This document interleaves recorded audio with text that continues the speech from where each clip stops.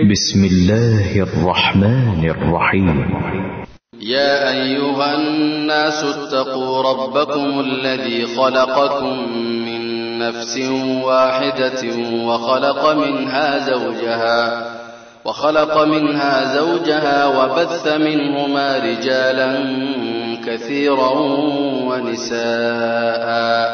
واتقوا الله الذي تساءلون به والأرحام إن الله كان عليكم رقيبا. وآتوا اليتامى أموالهم ولا تتبدلوا الخبيث بالطيب ولا تأكلوا أموالهم إلى أموالكم إنه كان حوبا كبيرا. وإن خفتم ألا تقسطوا في اليتامى فانكحوا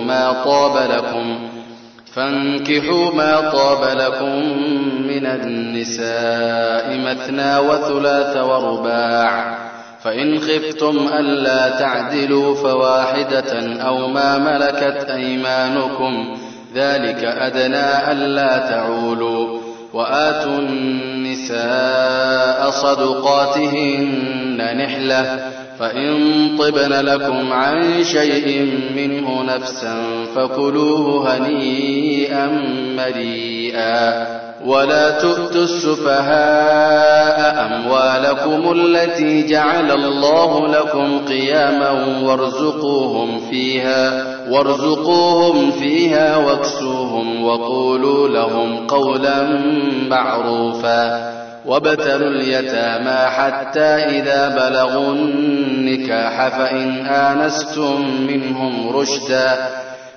آنستم منهم رشدا فادفعوا إليهم أموالهم ولا تأكلوها إسرافا وبدارا أن يكبروا. ومن كان غنيا فليستعفف ومن كان فقيرا فليأكل بالمعروف. فإذا دفعتم إليهم أموالهم فأشهدوا عليهم وكفى بالله حسيبا. للرجال نصيب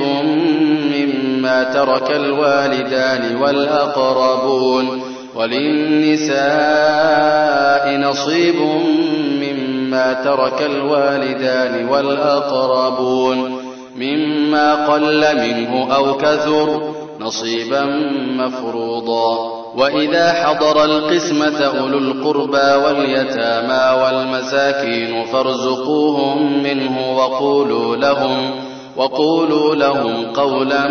معروفا. وليخشى الذين لو تركوا من خلفهم ذرية ضعافا خافوا عليهم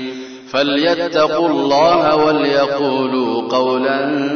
سديدا. إن الذين يأكلون أموال اليتامى ظلما إنما يأكلون في بطونهم نارا وسيصلون سعيرا. يوصيكم الله في أولادكم للذكر مثل حظ الأنثيين، فإن كن نساء فوق 2 فلهن ثلثا ما ترك، وإن كانت واحدة فلها النصف، ولأبويه لكل واحد منهما السدس مما ترك إن كان له ولد، فإن لم يكن له ولد وورثه أبواه فلأمه الثلث، فإن كان له إخوة فلأمه السدس من بعد وصية يوصي بها أو دين. آباؤكم وأبناؤكم لا تدرون أيهم أقرب لكم نفعا فريضة من الله إن الله كان عليما حكيما. ولكم نصف ما ترك أزواجكم إن لم يكن لهن ولد، فإن كان لهن ولد فلكم الربع مما تركن من بعد وصية يوصين بها أو دين. ولهن الربع مما تركتم إن لم يكن لكم ولد، فإن كان لكم ولد فلهن الثمن مما تركتم من بعد وصية توصون بها أو دين، وإن كان رجل يورث كلالة أو امرأة وله أخ أو أخت فلكل واحد منهما السدس، فإن كانوا أكثر من ذلك فهم شركاء في الثلث من بعد وصية يوصى بها أو دين غير مضار، وصية من الله والله عليم حليم. تلك حدود الله، ومن يطع الله ورسوله يدخله جنات تجري من تحتها الأنهار خالدين فيها، وذلك الفوز العظيم. ومن يعص الله ورسوله ويتعد حدوده يدخله نارا خالدا فيها وله عذاب مهين. واللاتي يأتين الفاحشة من نسائكم فاستشهدوا عليهن 4 منكم، فإن شهدوا فأمسكوهن في البيوت حتى يتوفاهن الموت أو يجعل الله لهن سبيلا. واللذان يأتيانها منكم فآذوهما، فإن تابا وأصلحا فأعرضوا عنهما، إن الله كان توابا رحيما. إنما التوبة على الله للذين يعملون السوء بجهالة ثم يتوبون من قريب فأولئك يتوب الله عليهم، وكان الله عليما حكيما. وليست التوبة للذين يعملون السيئات حتى إذا حضر أحدهم الموت قال إني تبت الآن، ولا الذين يموتون وهم كفار، أولئك أعتدنا لهم عذابا أليما. يا أيها الذين آمنوا لا يحل لكم أن ترثوا النساء كرها، ولا تعضلوهن لتذهبوا ببعض ما آتيتموهن إلا أن يأتين بفاحشة مبينة، وعاشروهن بالمعروف، فإن كرهتموهن فعسى أن تكرهوا شيئا ويجعل الله فيه خيرا كثيرا. وإن أردتم استبدال زوج مكان زوج وآتيتم إحداهن قنطارا فلا تأخذوا منه شيئا، أتأخذونه بهتانا وإثما مبينا، وكيف تأخذونه وقد أفضى بعضكم إلى بعض وأخذن منكم ميثاقا غليظا. ولا تنكحوا ما نكح آباؤكم من النساء إلا ما قد سلف، إنه كان فاحشة ومقتا وساء سبيلا. حرمت عليكم أمهاتكم وبناتكم وأخواتكم وعماتكم وخالاتكم وبنات الأخ وبنات الأخت وأمهاتكم اللاتي أرضعنكم وأخواتكم من الرضاعة وأمهات نسائكم وربائبكم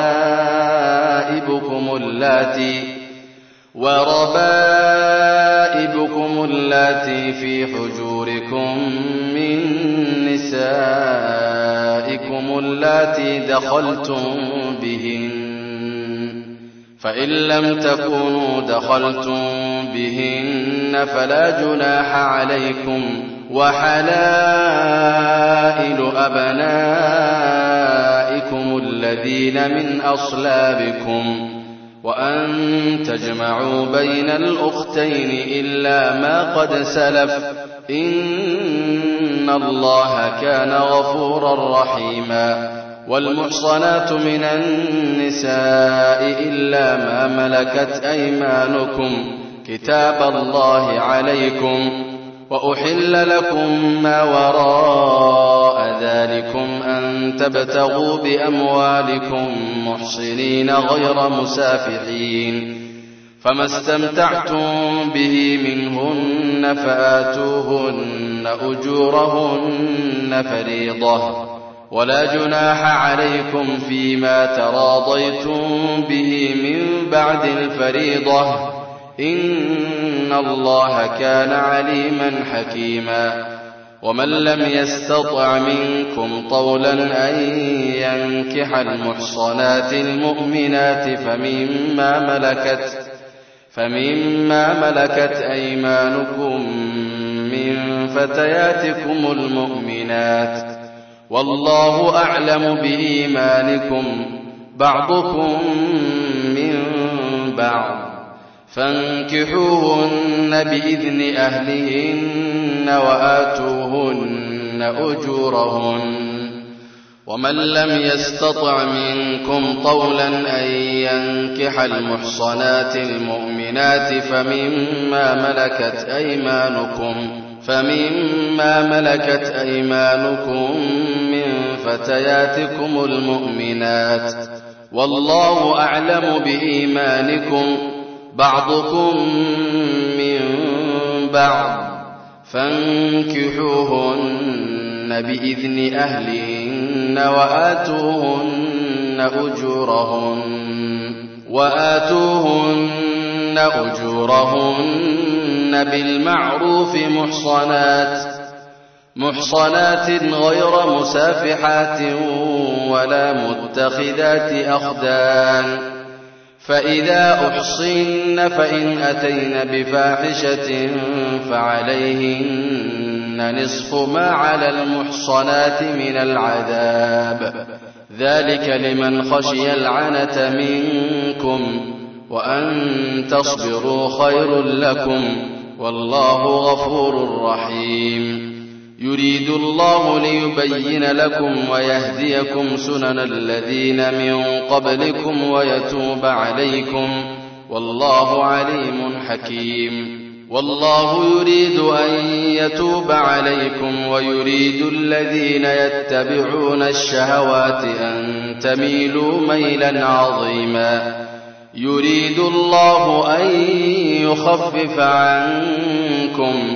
وخلق الإنسان ضعيفا. يا أيها الذين آمنوا لا تأكلوا أموالكم بينكم بالباطل إلا أن تكون تجارة عن تراض منكم، ولا تقتلوا أنفسكم إن الله كان بكم رحيما. ومن يفعل ذلك عدوانا وظلما فسوف نصليه نارا، وكان ذلك على الله يسيرا. إن تجتنبوا كبائر ما تنهون عنه نكفر عنكم سيئاتكم وندخلكم مدخلا كريما. ولا تتمنوا ما فضل الله به بعضكم على بعض، للرجال نصيب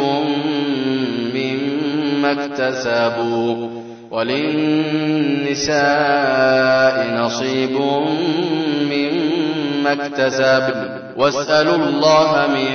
فضله إن الله كان بكل شيء عليما. ولكل جعلنا موالي مما ترك الوالدان والأقربون والذين عقدت أيمانكم فآتوهم نصيبهم إن الله كان على كل شيء شهيدا. الرجال قوامون على النساء بما فضل الله بعضهم على بعض وبما أنفقوا من أموالهم فالصالحات قانتات حافظات للغيب بما حفظ الله واللاتي تخافون نشوزهن فعظوهن واهجروهن في المضاجع واضربوهن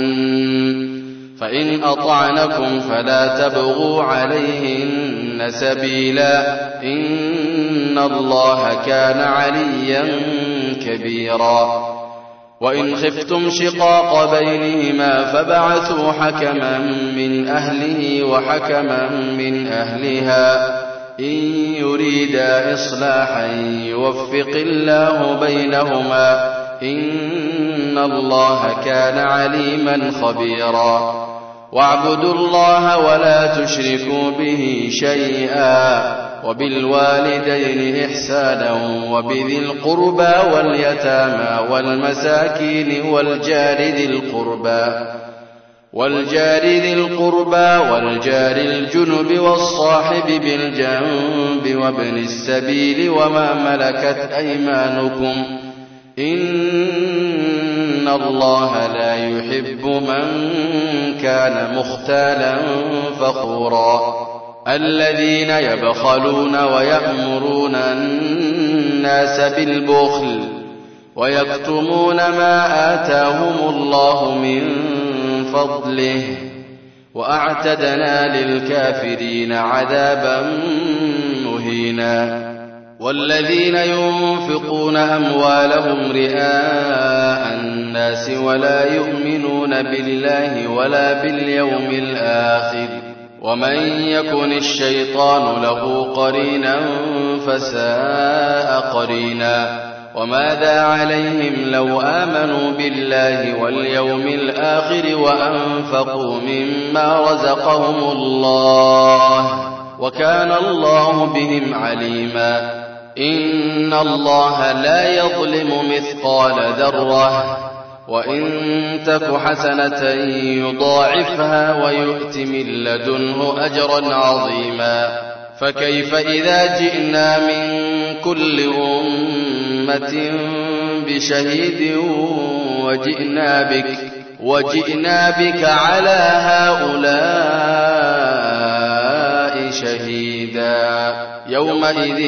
يود الذين كفروا وعصوا الرسول لو تسوى بهم الأرض ولا يكتمون الله حديثا. يا أيها الذين آمنوا لا تقربوا الصلاة وأنتم سكارى حتى تعلموا ما تقولون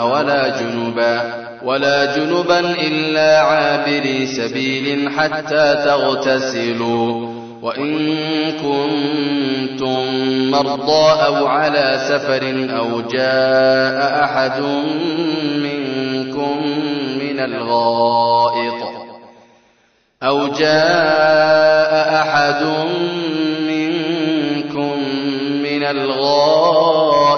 أو لامستم النساء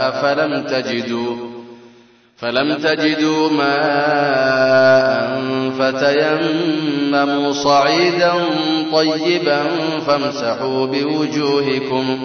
فامسحوا بوجوهكم وأيديكم إن الله كان عفوا غفورا. ألم تر إلى الذين أوتوا نصيبا من الكتاب يشترون الضلالة ويريدون أن تضلوا السبيل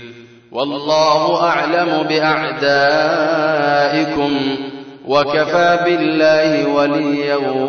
وكفى بالله نصيرا. من الذين هادوا يحرفون الكلم عن مواضعه ويقولون سمعنا وعصينا واسمع غير مسمع وراعنا ليا بألسنتهم وطعنا في الدين ولو أنهم قالوا سمعنا وأطعنا واسمع وانظرنا لكان خيرا لهم وأقوم ولكن لعنهم الله بكفرهم فلا يؤمنون إلا قليلا. يا أيها الذين أوتوا الكتاب آمنوا بما نزلنا مصدقا لما معكم من قبل أن نطمس وجوها فنردها على أدبارها أو نلعنهم كما لعنا أصحاب السبت وكان أمر الله مفعولا. إن الله لا يغفر أن يشرك به ويغفر ما دون ذلك لمن يشاء ومن يشرك بالله فقد افترى إثما عظيما. ألم تر إلى الذين يزكون أنفسهم بل الله يزكي من يشاء ولا يظلمون فتيلا. انظر كيف يفترون على الله الكذب وكفى به إثما مبينا. ألم تر إلى الذين أوتوا نصيبا من الكتاب يؤمنون بالجبت والطاغوت ويقولون للذين كفروا هؤلاء أهدى من الذين آمنوا سبيلا. أولئك الذين لعنهم الله ومن يلعن الله فلن تجد له نصيرا. أم لهم نصيب من الملك فإذا لا يؤتون الناس نقيرا. أم يحسدون الناس على ما آتاهم الله من فضله فقد آتينا آل إبراهيم الكتاب والحكمة وآتيناهم ملكا عظيما. فمنهم من آمن به ومنهم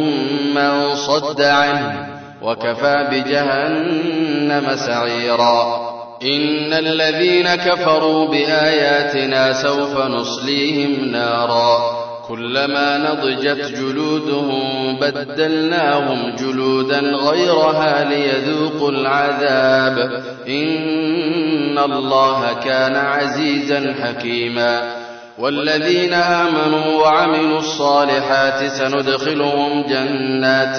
تجري من تحتها الأنهار خالدين فيها أبدا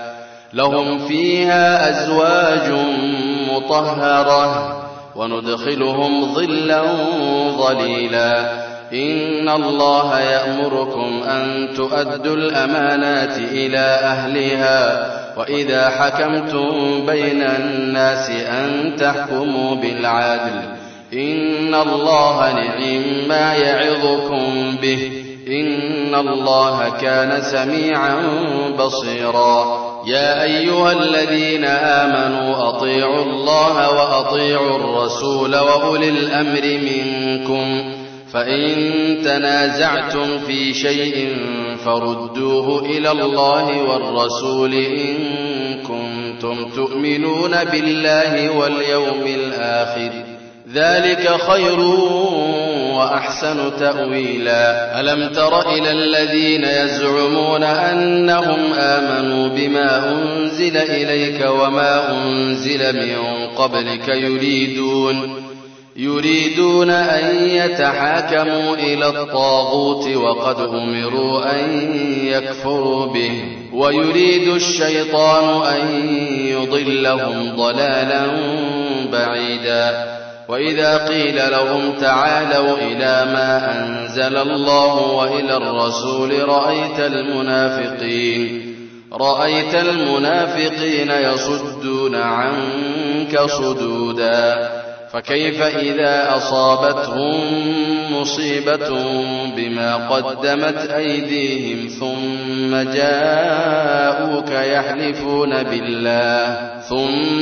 جاءوك يحلفون بالله إن أردنا إلا إحسانا وتوفيقا أولئك الذين يعلم الله ما في قلوبهم فأعرض عنهم وعظهم وقل لهم في أنفسهم قولا بليغا وما أرسلنا من رسول إلا ليطاع بإذن الله ولو أنهم إذ ظلموا أنفسهم جاءوك فاستغفروا الله واستغفر لهم الرسول لوجدوا الله توابا رحيما فلا وربك لا يؤمنون حتى يحكموك فيما شجر بينهم ثم لا يجدوا في أنفسهم حرجا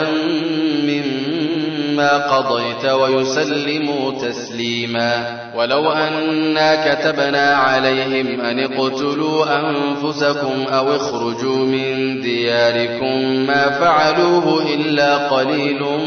منهم ولو أنهم فعلوا ما يوعظون به لكان خيرا لهم وأشد تثبيتا وإذا لآتيناهم من لدنا أجرا عظيما ولهديناهم صراطا مستقيما ومن يطع الله والرسول فأولئك مع الذين أنعم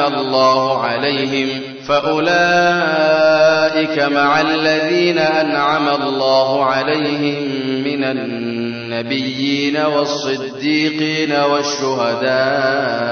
والصالحين ومن يطع الله والرسول فأولئك مع الذين أنعم الله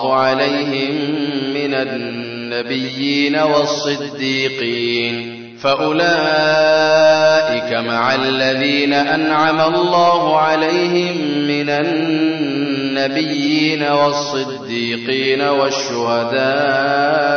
والصالحين وحسن أولئك رفيقا ذلك الفضل من الله وكفى بالله عليما يا أيها الذين آمنوا خذوا حذركم فانفروا ثبات أو انفروا جميعا وإن منكم لمن ليبطئن فإن أصابتكم مصيبة قال قد أنعم الله علي إذ لم أكن معهم شهيدا ولئن أصابكم فضل من الله ليقولن كأن لم تكن بينكم وبينه مودة يا ليتني كنت معهم فأفوز فوزا عظيما فليقاتل في سبيل الله الذين يشرون الحياة الدنيا بالآخرة ومن يقاتل في سبيل الله فيقتل أو يغلب فسوف نؤتيه أجرا عظيما وما لكم لا تقاتلون في سبيل الله والمستضعفين من الرجال والنساء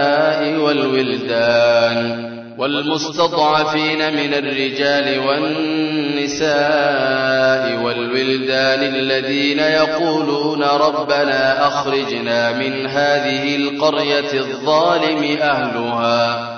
واجعل لنا من لدنك وليا واجعل لنا من لدنك نصيرا الذين آمنوا يقاتلون في سبيل الله والذين كفروا يقاتلون في سبيل الطاغوت فقاتلوا أولياء الشيطان إن كيد الشيطان كان ضعيفا ألم تر إلى الذين قيل لهم كفوا أيديكم وأقيموا الصلاة وآتوا الزكاة فلما كتب عليهم القتال إذا فريق منهم يخشون الناس كخشية الله أو أشد خشية وقالوا ربنا لم كتبت علينا القتال لولا أخرتنا إلى أجل قريب قل متاع الدنيا قليل والآخرة خير لمن اتقى ولا تظلمون فتيلا أينما تكونوا يدرككم الموت ولو كنتم في بروج مشيدة وإن تصبهم حسنة يقولوا هذه من عند الله وإن تصبهم سيئة يقولوا هذه من عندك قل كل من عند الله فما لهؤلاء القوم لا يكادون يفقهون حديثا ما أصابك من حسنة فمن الله وما أصابك من سيئة فمن نفسك وأرسلناك للناس رسولا وكفى بالله شهيدا من يطع الرسول فقد أطاع الله ومن تولى فما أرسلناك عليهم حفيظا ويقولون طاعة فإذا برزوا من عندك بيت طائفة منهم غير الذي تقول والله يكتب ما يبيتون فأعرض عنهم وتوكل على الله وكفى بالله وكيلا أفلا يتدبرون القرآن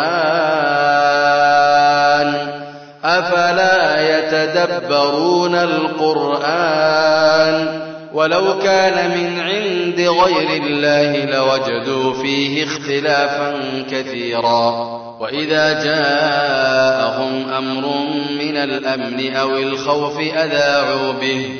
ولو ردوه إلى الرسول وإلى أولي الأمر منهم لعلمه الذين يستنبطونه منهم ولولا فضل الله عليكم ورحمته لاتبعتم الشيطان إلا قليلا فقاتل في سبيل الله لا تكلف إلا نفسك وحرض المؤمنين عسى الله أن يكف بأس الذين كفروا والله أشد بأسا وأشد تنكيلا من يشفع شفاعة حسنة يكن له نصيب منها ومن يشفع شفاعة سيئة يكن له كفل منها وكان الله على كل شيء مقيتا وإذا حييتم بتحية فحيوا بأحسن منها أو ردوها إن الله كان على كل شيء حسيبا الله لا إله إلا هو ليجمعنكم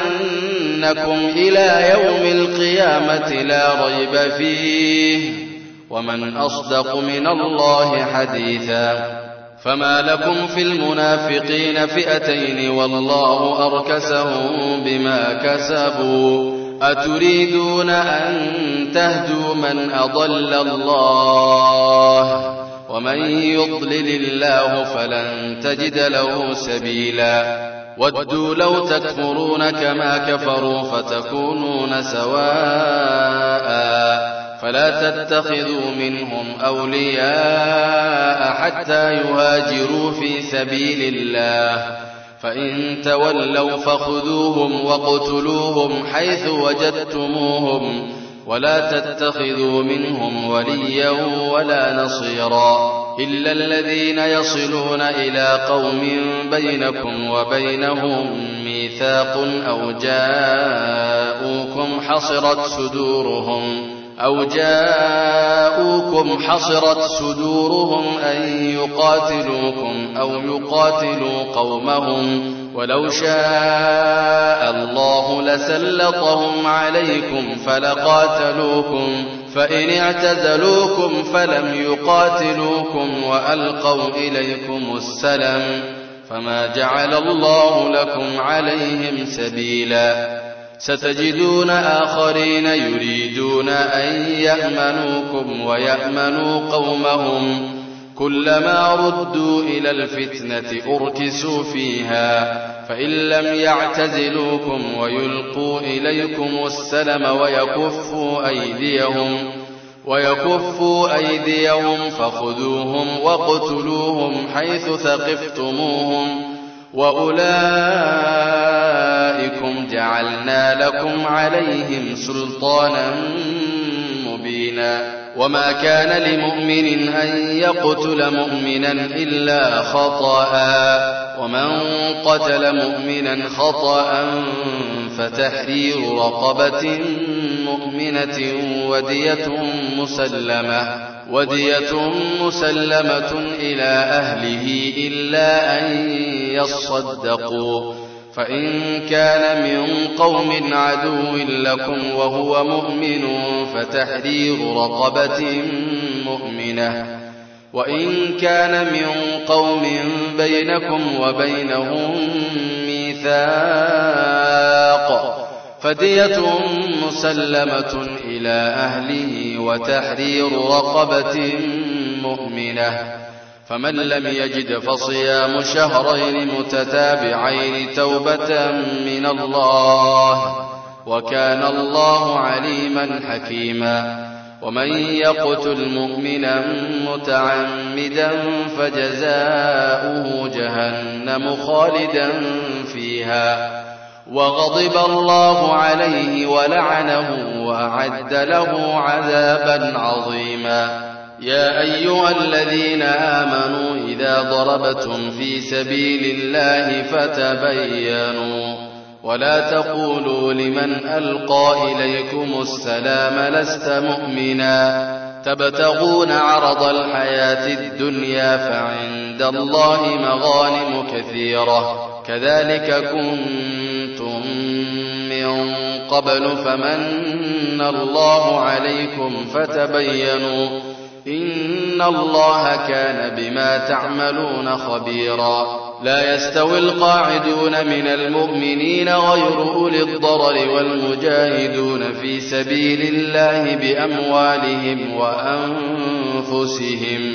فضل الله المجاهدين بأموالهم وأنفسهم على القاعدين درجة وكلا وعد الله الحسنى وفضل الله المجاهدين على القاعدين أجرا عظيما درجات منه ومغفرة ورحمة وكان الله غفورا رحيما إن الذين توفاهم الملائكة ظالمي أنفسهم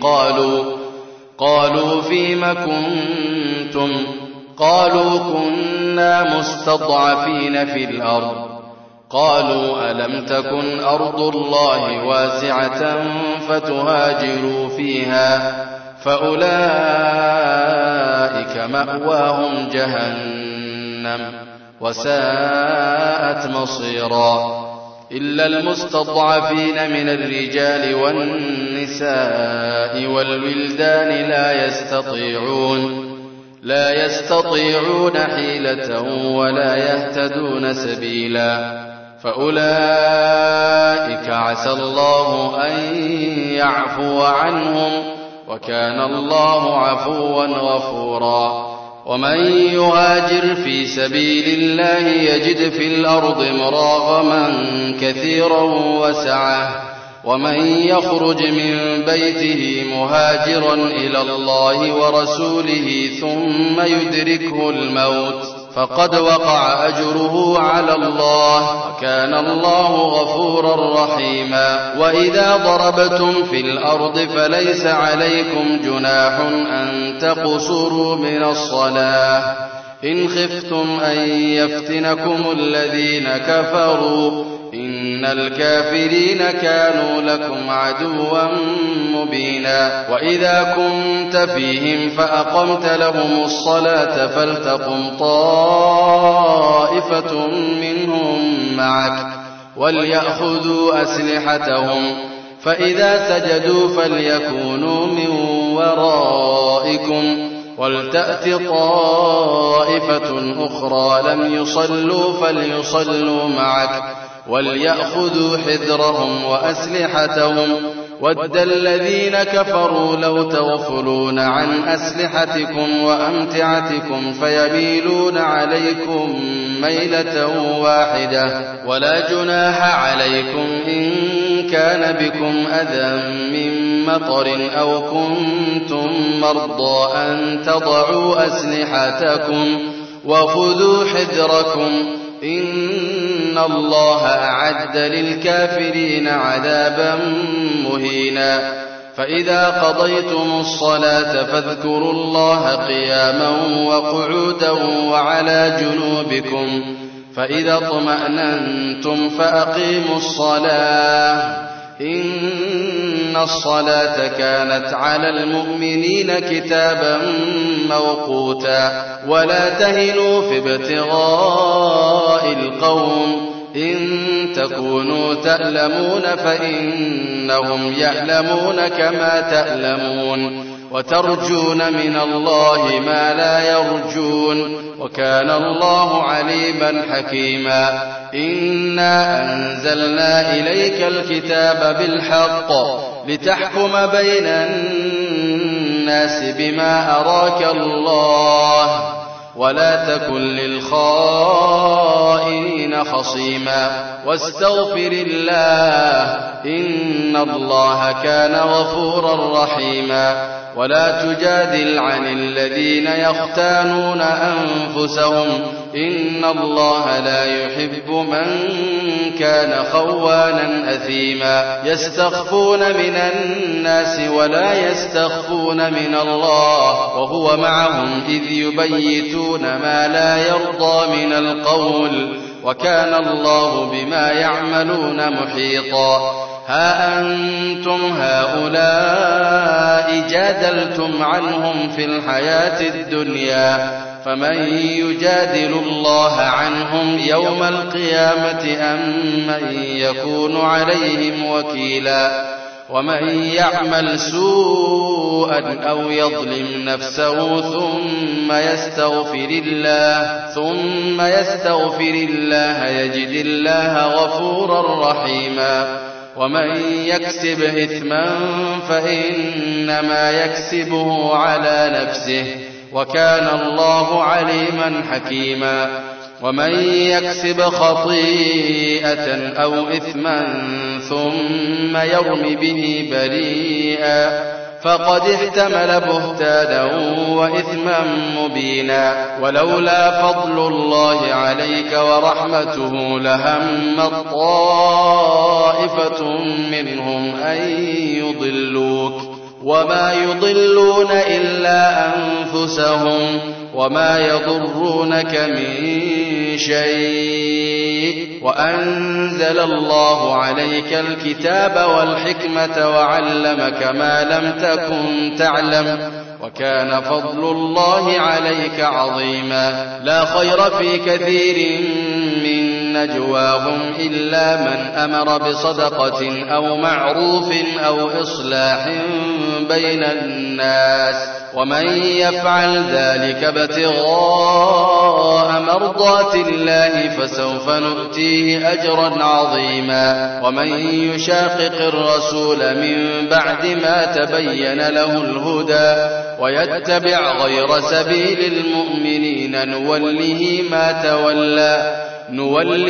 ما تولى ونصله جهنم وساءت مصيرا. إن الله لا يغفر أن يشرك به ويغفر ما دون ذلك لمن يشاء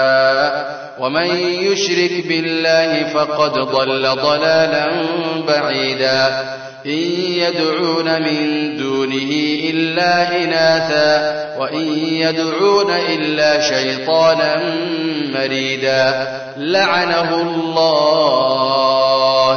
وقال لأتخذن من عبادك نصيبا مفروضا ولأضلنهم ولأمنينهم ولآمرنهم فليبتكن آذان الأنعام ولآمرنهم فليغيرن خلق الله ومن يتخذ الشيطان وليا من دون الله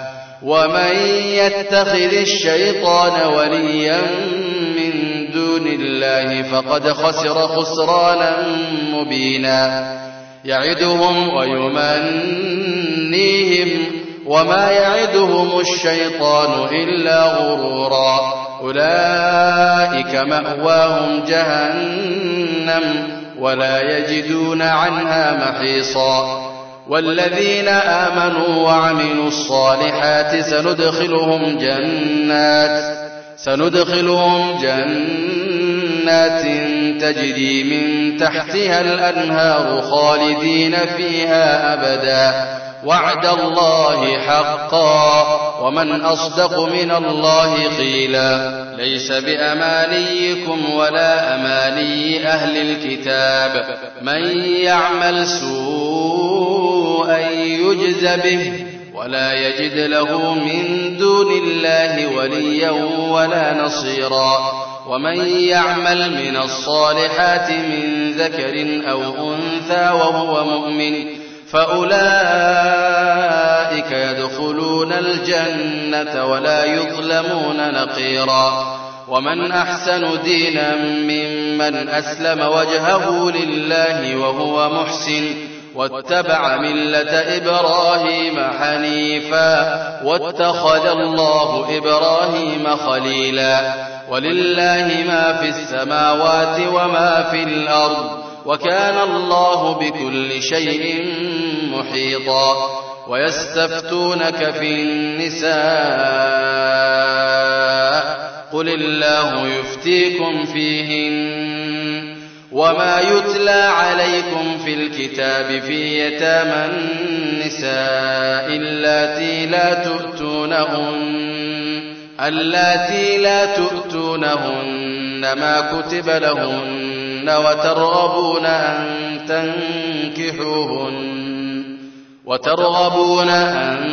تنكحوهن والمستضعفين من الولدان وأن تقوموا لليتامى بالقسط وما تفعلوا من خير فإن الله كان به عليما وإن امرأة خافت من بعلها نشوزا أو إعراضا فلا جناح عليهما أن يصلحا بينهما صلحا والصلح خير وأحضرت الأنفس الشح وإن تحسنوا وتتقوا فإن الله كان بما تعملون خبيرا ولن تستطيعوا أن تعدلوا بين النساء ولو حرصتم فلا تميلوا كل الميل فتذروها كالمعلقة وإن تصلحوا وتتقوا فإن الله كان غفورا رحيما وإن يتفرقا يغن الله كلا من سعته وكان الله واسعا حكيما ولله ما في السماوات وما في الأرض ولقد وصينا الذين أوتوا الكتاب من قبلكم وإياكم أن اتقوا الله وإن تكفروا فإن لله ما في السماوات وما في الأرض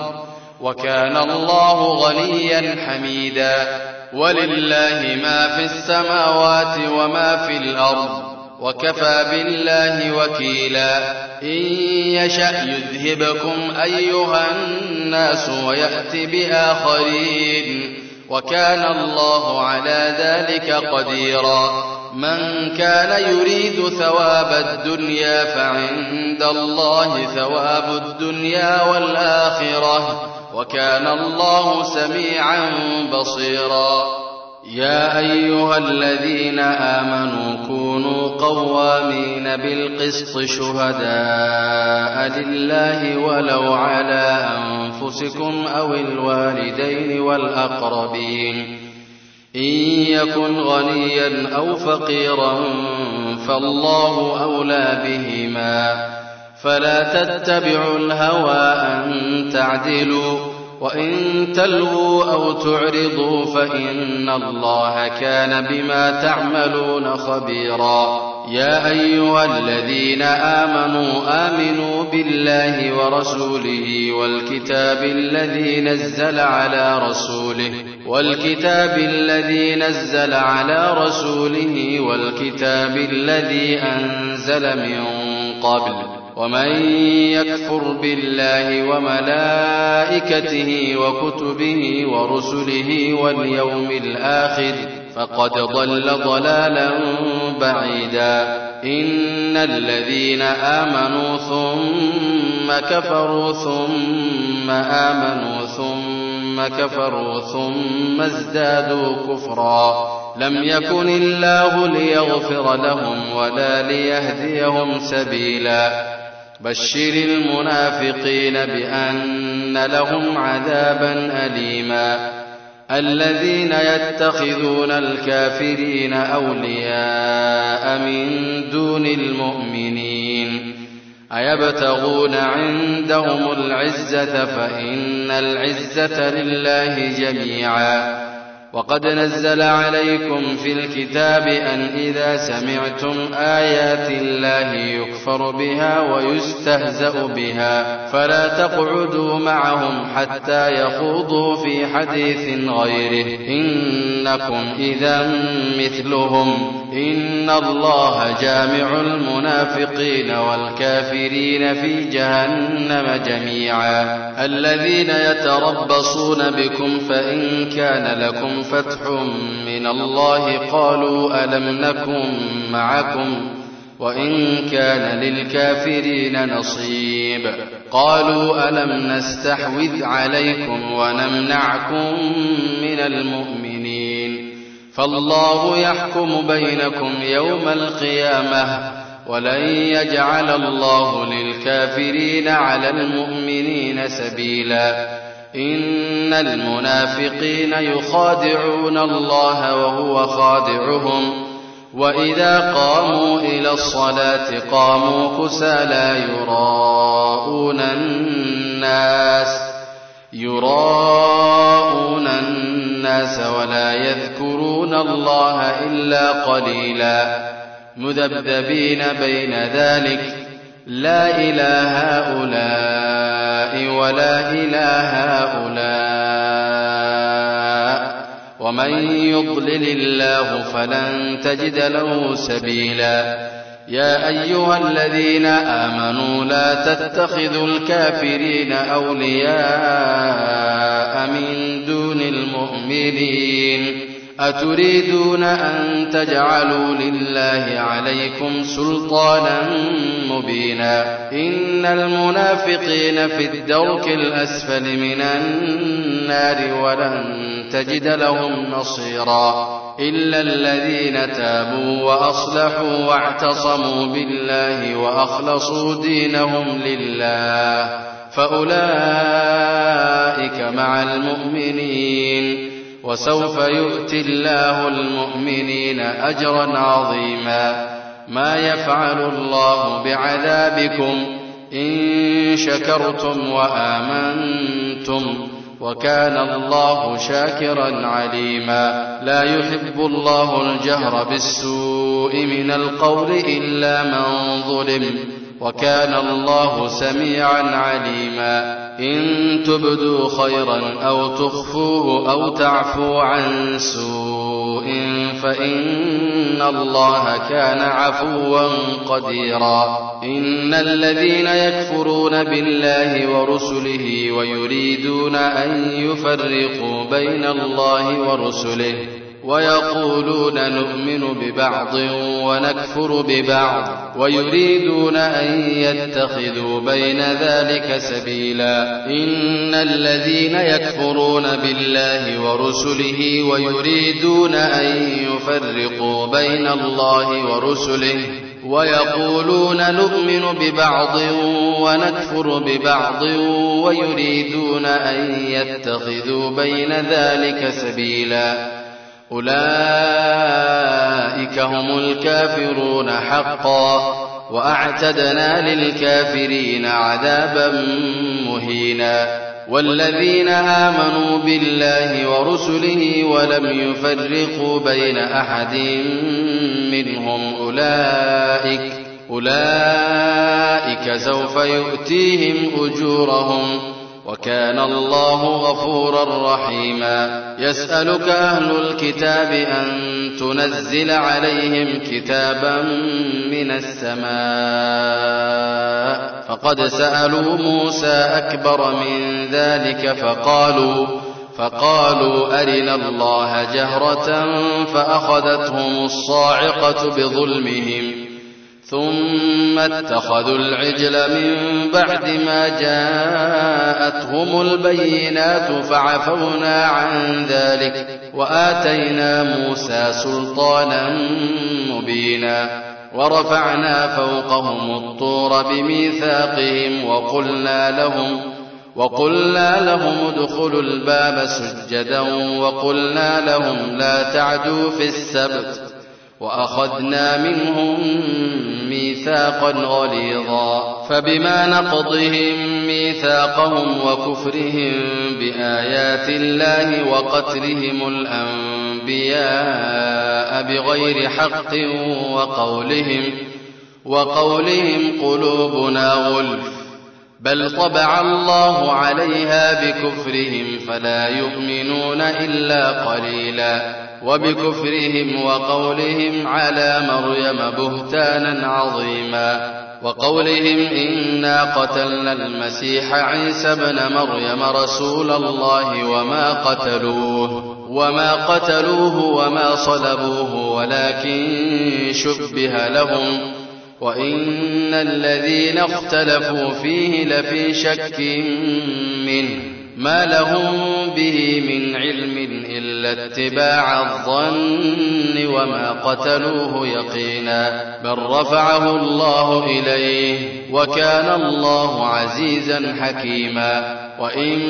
من أهل الكتاب إلا ليؤمنن به قبل موته ويوم القيامة يكون عليهم شهيدا. فبظلم من الذين هادوا حرمنا عليهم طيبات أحلت لهم وبصدهم عن سبيل الله كثيرا وأخذهم الربا وقد نهوا عنه وأكلهم أموال الناس بالباطل وأعتدنا للكافرين منهم عذابا أليما. لكن الراسخون في العلم منهم والمؤمنون يؤمنون بما أنزل إليك وما أنزل من قبلك والمقيمين الصلاة والمؤتون الزكاة والمؤمنون بالله واليوم الآخر أولئك سنؤتيهم أجرا عظيما. إنا أوحينا إليك كما أوحينا إلى نوح والنبيين من بعده وأوحينا إلى إبراهيم وإسماعيل وإسحاق ويعقوب والأسباط وعيسى وأيوب ويونس وهارون وسليمان وآتينا داود زبورا ورسلا قد قصصناهم عليك من قبل ورسلا لم نقصصهم عليك وكلم الله موسى تكليما رسلا مبشرين ومنذرين لئلا يكون للناس على الله حجة بعد الرسل وكان الله عزيزا حكيما لكن الله يشهد بما أنزل إليك أنزله بعلمه والملائكة يشهدون وكفى بالله شهيدا إن الذين كفروا وصدوا عن سبيل الله قد ضلوا ضلالا بعيدا إن الذين كفروا وظلموا لم يكن الله ليغفر لهم ولا ليهديهم طريقا إلا طريق جهنم خالدين فيها أبدا وكان ذلك على الله يسيرا يا أيها الناس قد جاءكم الرسول بالحق من ربكم فآمنوا خيرا لكم وإن تكفروا فإن لله ما في السماوات والأرض وكان الله عليما حكيما يا أهل الكتاب لا تغلوا في دينكم ولا تقولوا على الله إلا الحق إنما المسيح عيسى بن مريم رسول الله وكلمته ألقاها إلى مريم وروح منه فآمنوا بالله ورسله ولا تقولوا ثلاثة انتهوا خيرا لكم إنما الله إله واحد سبحانه أن يكون له ولد له ما في السماوات وما في الأرض وكفى بالله وكيلا لن يستنكف المسيح أن يكون عبدا لله ولا الملائكة المقربون ومن يستنكف عن عبادته ويستكبر فسيحشرهم إليه جميعا فأما الذين آمنوا وعملوا الصالحات فيوفيهم أجورهم ويزيدهم من فضله وأما الذين استنكفوا واستكبروا فيعذبهم عذابا أليما ولا يجدون لهم من دون الله وليا ولا نصيرا يا أيها الناس قد جاءكم برهان من ربكم وأنزلنا إليكم نورا مبينا فأما الذين آمنوا بالله واعتصموا به فسيدخلهم في رحمة منه وفضل ويهديهم إليه صراطا مستقيما يستفتونك قل الله يفتيكم في الكلالة إن امرؤ هلك ليس له ولد وله أخت فلها نصف ما ترك وهو يرثها إن لم يكن لها ولد فإن كانت اثنتين فلهما الثلثان مما ترك وإن كانوا إخوة رجالا ونساء فللذكر مثل حظ الأنثيين يبين الله لكم أن تضلوا والله بكل شيء عليم